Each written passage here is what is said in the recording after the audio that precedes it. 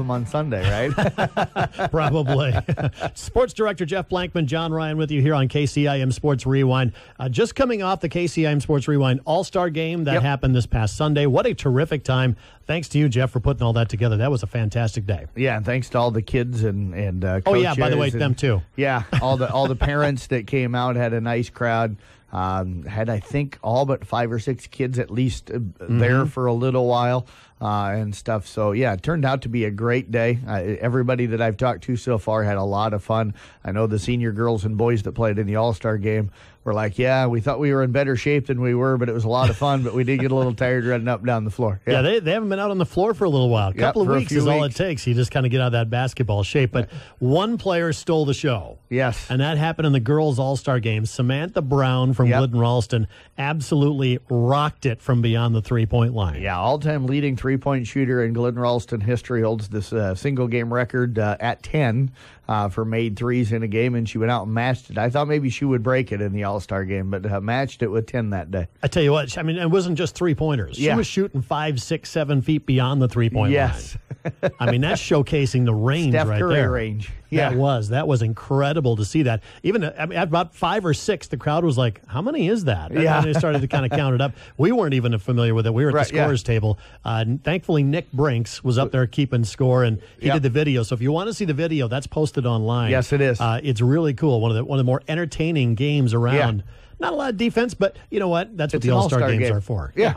Yeah, I know I officiated the boys' game, and there was one time it would happen right in front of some people, and a kid caught the pass. I think it was Ben Brinks caught the pass, and his heel went out of bounds, and they all looked at me, and I'm like, it's an All-Star game. I ain't going to call him out of bounds. Yeah, we're not gonna bother with the little detail stuff with that. Yeah, they all started laughing. Yeah, and the boys' game, we dang near cracked 100 points. Yes, we did. It was very entertaining as guys got shuffled in and out of the lineup. Yeah. Guys kind of did some highlight moves. We had a dunk in there, and had a few dunk attempts in there. Yeah. Plus, of course, we did a three-point shooting contest. That came down to a couple of South Central Calhoun Titans. It did, yeah. Matthew Clark, had 14, I think, in the opening round, and Heidi Hammond, if I remember right, was right up around that too. She had 10 in the opening round, and then in the finals, the shoot-off between the two champions, between the girls and boys, it was all South Central Calhoun, and Heidi went out for a second straight year. We've had a girl win. Taylor Huska won it last year. Heidi Hammond, your overall champion this year. I tell you what, that was great. After sitting around for about an hour, then you got to go out and all of a sudden you get 45 seconds to shoot. She did pretty darn well. Yeah, she did. And that's the one thing I got to probably add in next year is I got to give them maybe a 5-10 minute window in between games and the start of the three-point contest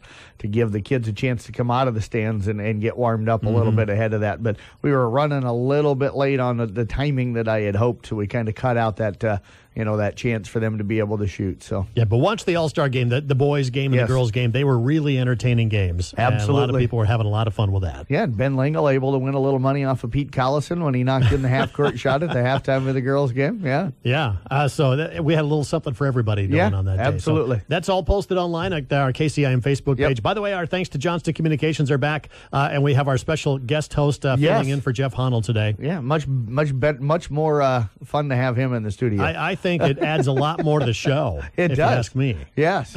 Yeah, they look similar. Yeah, exactly. So we've got a couple special guest interviews coming up in a few moments. We do. Tell us who we got with us. We've got Anna Fleece, former Glidden-Ralston Wildcat. She plays rugby up at Wayne State College. They've won another national championship. I think she's got 4 or 5, if I remember right now. I think she said 3 in the last 4 years, Three in maybe? the last, yeah. So, they'll start their second rugby season of the year coming up here. Well, they've already started it, through the snow. They just shovel it out and go play. But we'll talk to her about that. She played in an all-star game down in Florida earlier this year for rugby. And then a guy that was graduated by the time I came to the area, but a guy that I still hear a lot about all the time, Wesley Beshoner, the great Southern Cal Mustang that went up to USD. I think he still holds all the passing records, right? He holds most of them. Yeah, Chris Strevler said a few of them, but but Wesley was just a huge offensive force. Yep. That was still back when USD was probably a Division II school. Yes, they were just ready to make that leap up to Division I. But Wesley kind of came on board, and it was the one place that would said, "Yeah, you can try playing quarterback." Yep. And Wesley talks about that in the interview. But He is now the head coach of Wisconsin-Eau-Claire. Yep. And I tell you what, he's doing remarkably well in the college game. Yeah. He's coached at some big-time universities, Pittsburgh, Maryland, Rice. Yep. He has been the associate head coach at the USD Coyotes program for a while there. So, Wesley's an entertaining guy, high-energy guy, and you made a great comparison. Yeah. Dan McCarney is who he reminded me of for all those Cyclone fans out there. When you listen to him talk, you just want to find a wall and run through it for him because that's the energy level that he brings to you. Yeah, you can tell he's very relatable to the kids. Yep. Kids are going to love playing for Wesley Beshoner, former Southern Cal Mustang.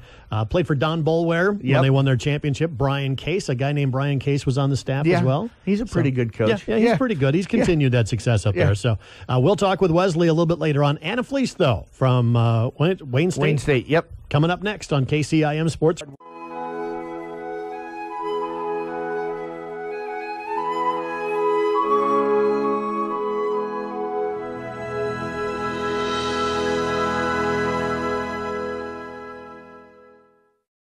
Director with us. Jeff, you invited a special guest in here with us, Anna Fleece, who has got an interesting story to her college athletic career, one that we don't normally find around this area. Yeah, absolutely. She was a great athlete over at Glidden Ralston for her 4 years over there, and then headed up to Wayne College. And wasn't too long, I don't think, Anna, after you got up to Wayne that you found the sport of rugby and got involved. I know we had you on here a few years ago to kind of talk about this, but kind of let our listeners know again kind of how was the story that you got involved in the sport of rugby. Did rugby find you, or did you find rugby? One of the two. Rugby kind of found me. My roommate had friends who played rugby. She's from Omaha. And so we're like, let's just go to tryouts. Let's try it out. Wayne really recruits a lot from the student body. So we went down to the career fair, and one of the my future teammates grabbed me and goes, "You look athletic. Come play rugby." And so we just went to a couple of practices, and we've been out since 3 years later. So how long did it take for you to really adjust to it and really say, wow, this is something I want to do? It honestly took a week. After our first game, I was like, you know what, I want to stay in this. This is fun. And then after, I think, 2 seasons, it clicks, and you finally just start going. So what was it about rugby that you kind of fell in love with it? It's, within a week you were like, I want to do this. Yeah, I think the main thing was from high school, I didn't have a sport I was in college. I was like, oh, this is a community I want to be a part of. But the community is huge, and then just the aggressiveness of the sport, you can do stuff you can't do in other sports in high school. You're just wishing you could go back and play basketball with these rules. So what was it about the sport that really, how long did it take you to catch on to it? Did you have any knowledge of it at all? Oh, I didn't even know what it was. I had not a clue. But with Wayne Rugby, it's kind of special. You learn a ton from our coach. He's a huge fundamentalist, great passion about the game, but you also learn a ton from the upperclassmen. They're like the real leaders on the team, so I learned everything from them. And when we first started, they were the ones who really started getting it going. They helped it click. And I suppose winning leads to really liking the sport. Yes, that helps too. How quickly did you start to pick things up and kind of understand the rules and maybe what your role was? I picked up the game pretty fast. The rules kind of comes a little slower. Definitely have to read the rule book on that. I mean, even this year, I was still picking up new things. They always update the rules every year, so little things are changing. But yeah, I always have to keep updated on that. All right, teach us a little bit about rugby. There's 2 different games, 15s and 7s. Yep. Talk about that and what your position is and what your goal is. For 15s, there's a lot more moving parts. You have the scrum, which is usually the bigger, stronger girls, and they're pushing against the scrum on the other team to secure the ball. And then you have the backs, which are the faster people, really fast and skinny. And my position in 15s is 8-man, so I'm on the back of the scrum holding everyone together, and I keep the ball in. And then 7s, I guess it's called the 5 position. I get the ball off the scrum half, it's similar to the quarterback, I would say, in football. And 7s is a lot less moving parts, much faster game. Yeah, I like the way you equated it. You said the 15 game is more like 11-man football, and the 7 is more like a wide-open 8-man game.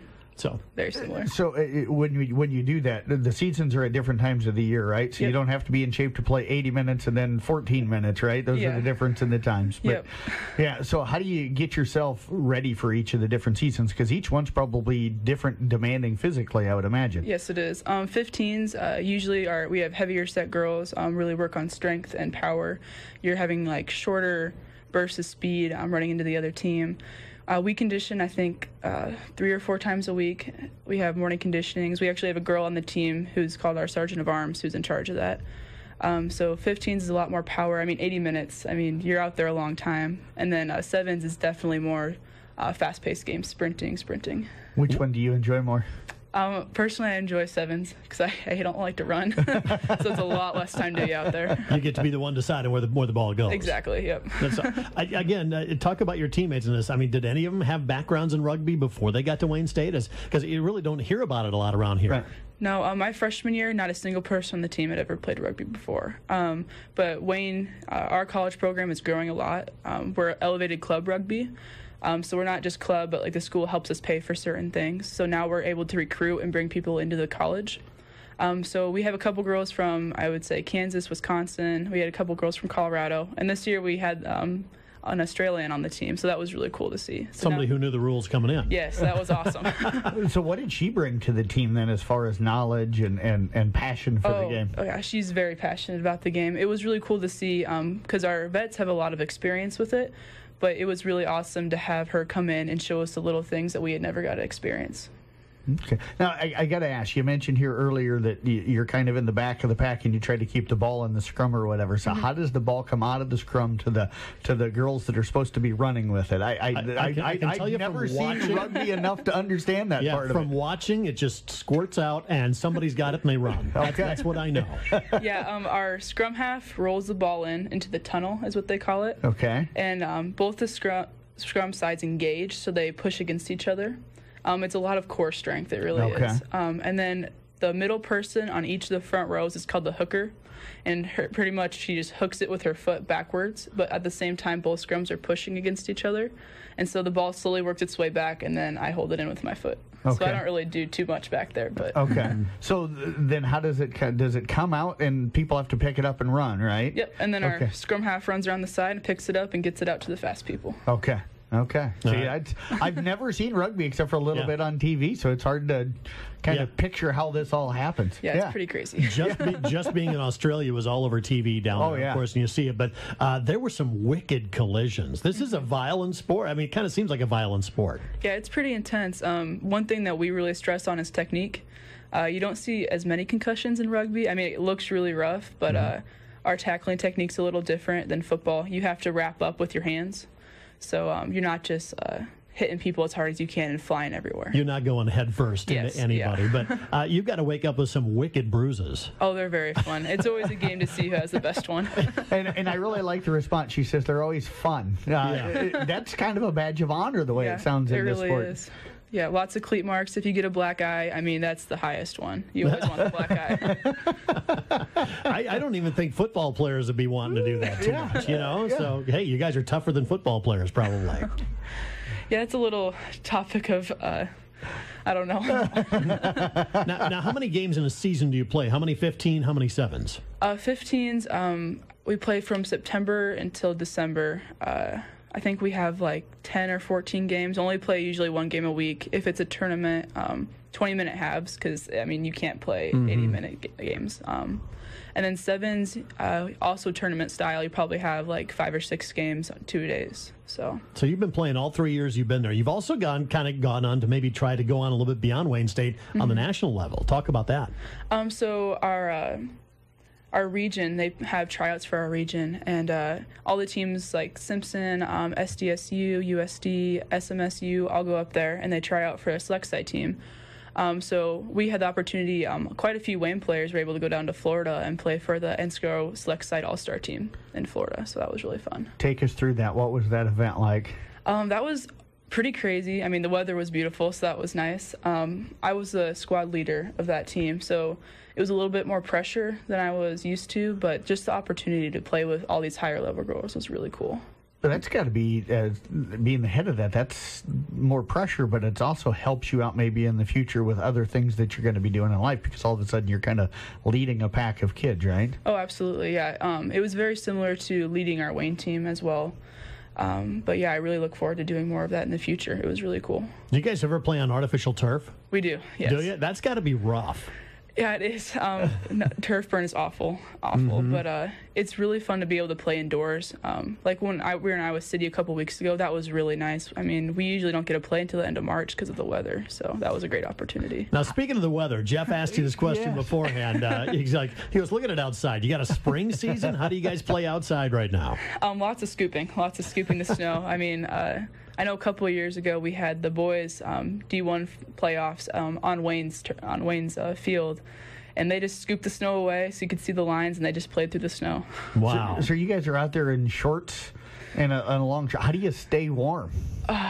It just goes numb. Yeah, we had for our regional for 15s last semester, we had Miracosta up here from a team from California. They were not prepared. It was -2, and they had to go thrift shopping for winter coats, but it was rough, but they pushed through. Now, you say black guys are the best. You go numb in cold weather. It hurts a lot. Do your parents know you're doing this? Yes. What's their reaction when you said you wanted to go play rugby? Well, my mom's a nurse practitioner, so at first she was like, oh my gosh, no, like you're going to get concussion. But then they saw it, and they were as addicted as I were after they saw the first I thought they were going to say, then they saw it, then they were really against it. They come and try to make most of your matches, right? They do. They're really supportive. They were able to fly down to Georgia for our championship, and then they also flew down to Florida to watch that. I think it's mostly the nice weather. But talk about the championships, because you guys have a very successful program there at Wayne.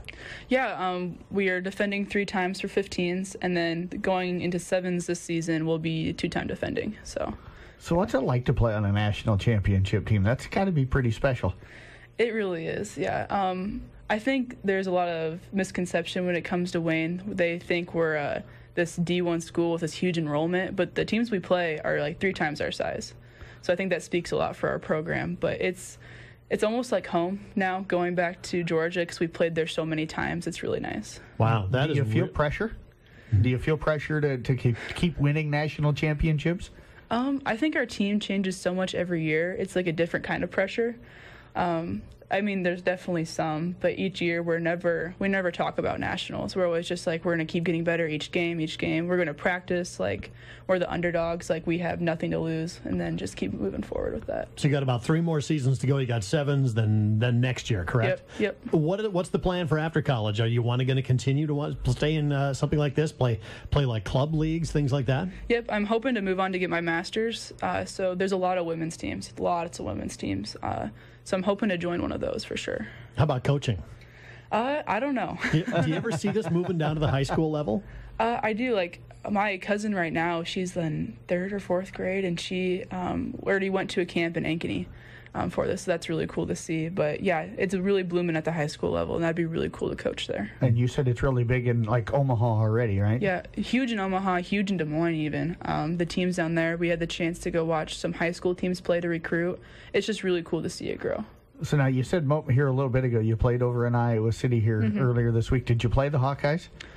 We played their B side because their A side was playing for the D1 qualifiers. But we were able to play Simpson, it's our big rivals. We play them every year to go to nationals for 7s. We played Notre Dame. Our only loss of that tournament was to a Chicago Lions women's team, and they're one of the best in there. So that was really cool to experience that. I mean, you're talking big-time college programs. Yeah. So what's it like being from Glidden, going to Wayne, and you're playing against Notre Dame and Iowa? That's got to be a pretty special feeling.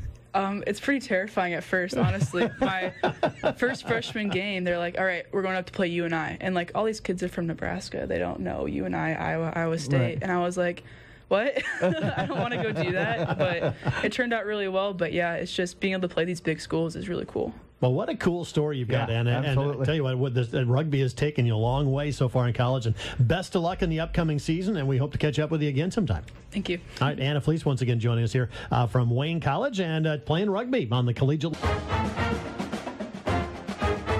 Welcome back to KCIM Sports Rewind. I'm thrilled to have our next guest on. I've been wanting to have this guy on, probably my number one guest here for a long time. Jeff, Yes. I've talked about this guy for a while. I started in 2004, and you've been talking about him since I got here. Exactly, yeah. It is Wesley Beshoner, former Southern Cal Mustang quarterback, defensive back, punt returner. Did everything on those football teams those years.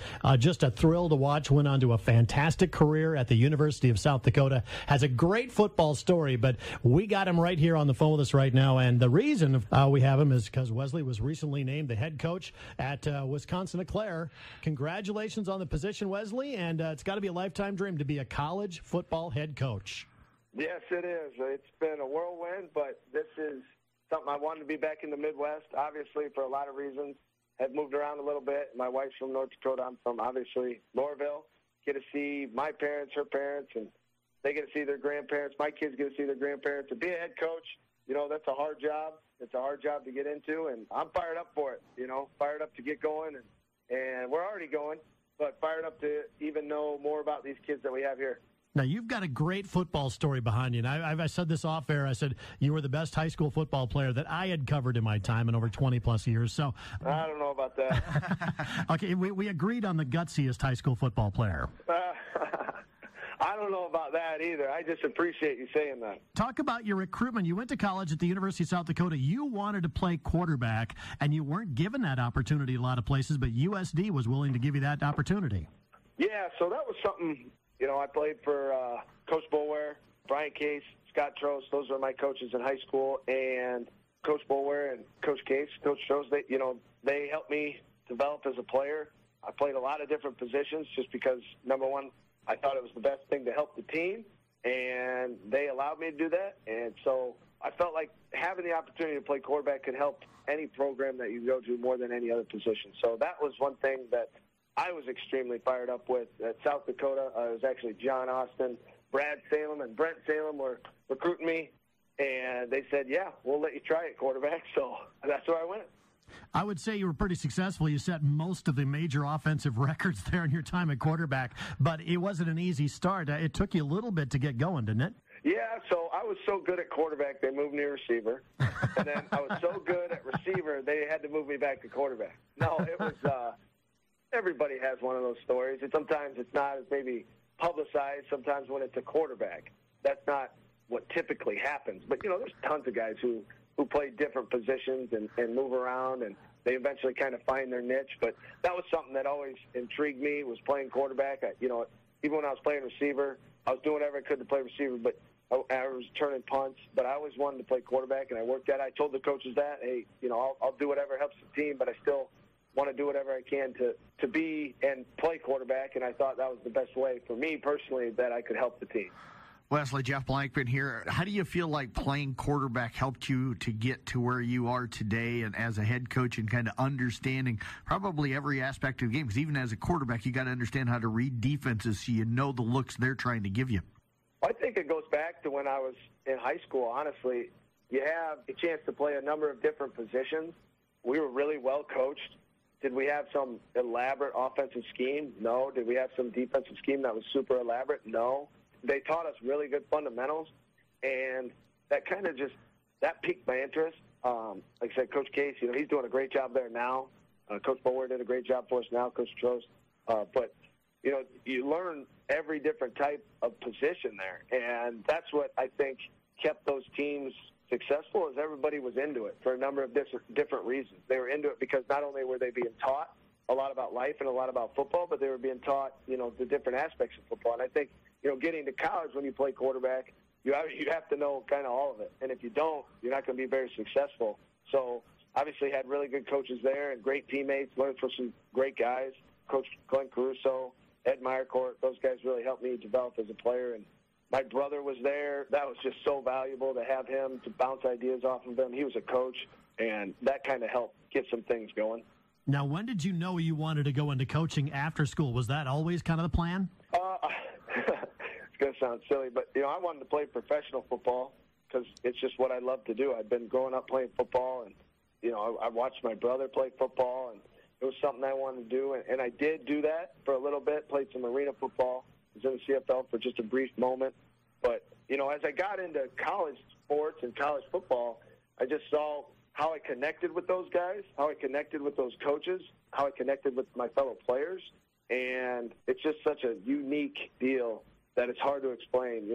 I even struggle explaining it to my wife, and it's just something that you see and you feel every day. And that's why. I mean, it's just something that's, I think, a part of you. And you get to develop young men into men. Their parents have obviously done a great job because that's where they're at right now. But I think you can kind of take another step.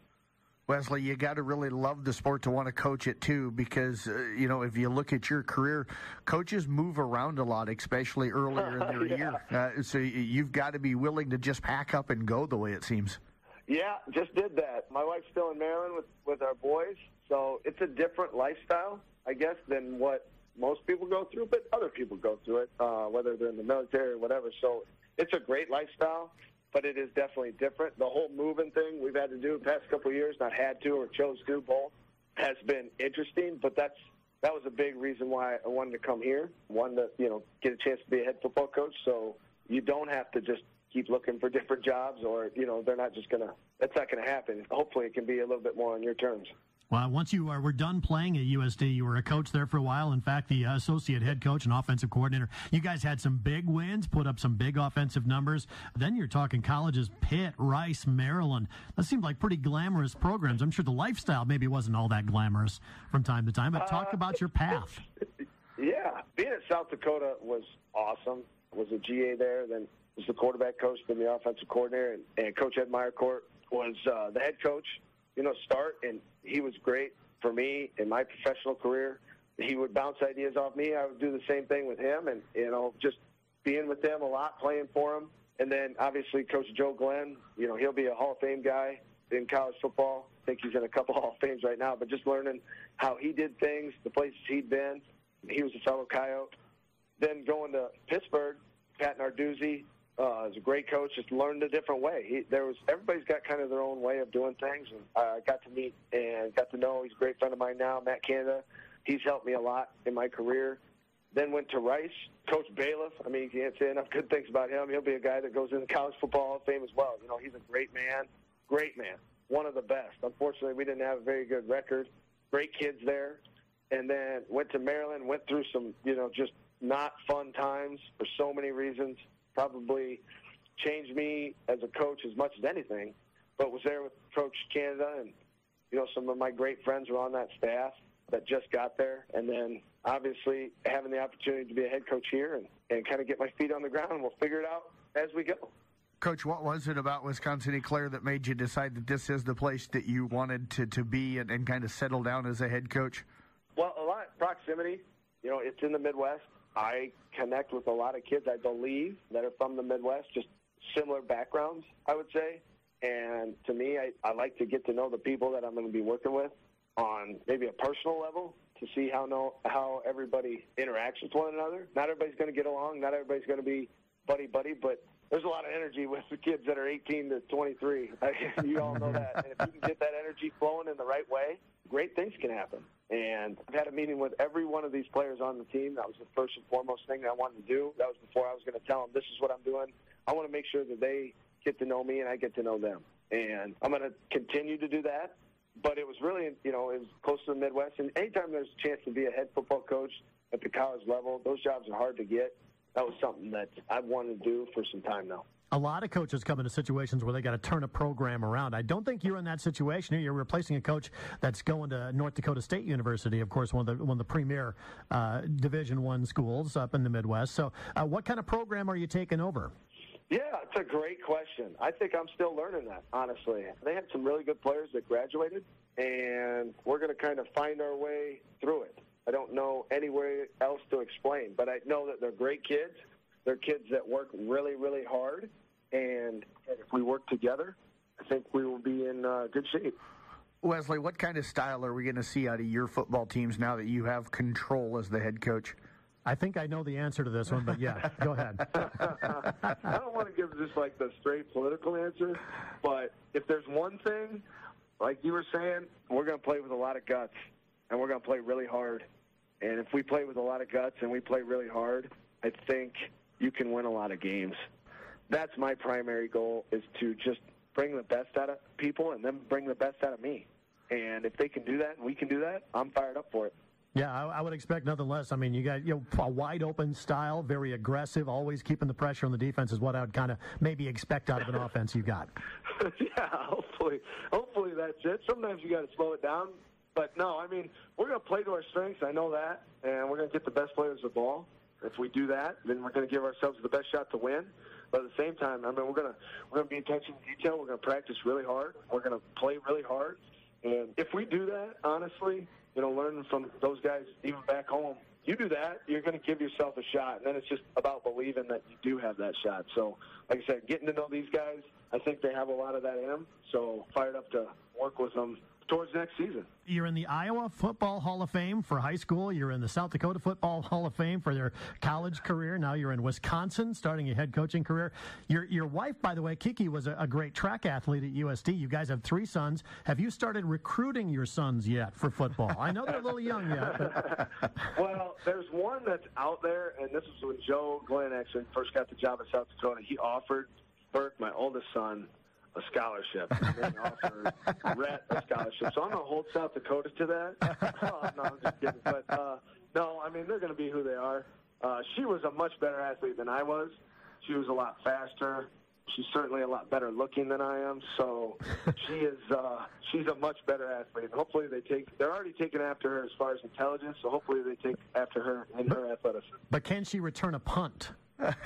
Can she? She's probably faster than me. There's no doubt. I don't know if she'll be able to catch it, though. Wes, one last question for you here. You mentioned playing for Coach Case. He's still coaching, of course, and having a lot of success up at South Central Calhoun. Yeah. Have you had a chance to keep in touch with him over the years? And tell us what it's like to coach for him, because I had a conversation when I was trying to get a hold of you. I went through him to get a hold of you with your number, and Sure. we had a conversation. I told him, I said, he's a great person and a great coach, but you've had the chance to play for him. Tell us what it's like to play for Coach Case. Oh, it's awesome. Coach Case has a unique way of connecting with players.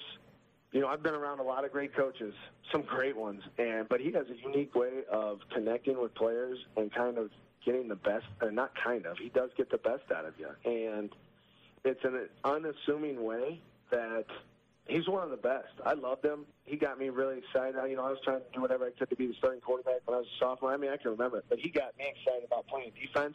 And I love playing defense. Trust me, I love to hit people. But he got me excited about just kind of doing everything. I think he's so great with his words. And, I mean, he's got a great family.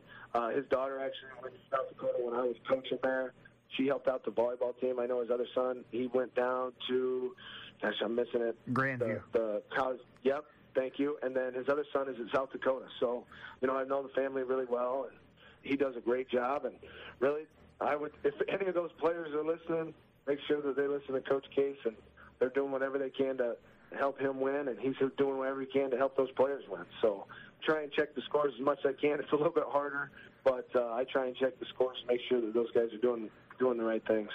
Well, Wesley, we sure appreciate your time. Congratulations on the job. We'll be following how you do throughout the season, and good luck. Thank you very much. Thanks a lot, Wesley. Wesley Beshoner, once again, the head coach of Wisconsin-Eau Claire, the Blue Golds. So look for him in the score boxes this fall once again. And we're going to wrap up KCIM Sports Rewind here, Jeff. But our thanks to Anna Fleece, Wesley Beshoner for joining us this morning. Great to catch up with them.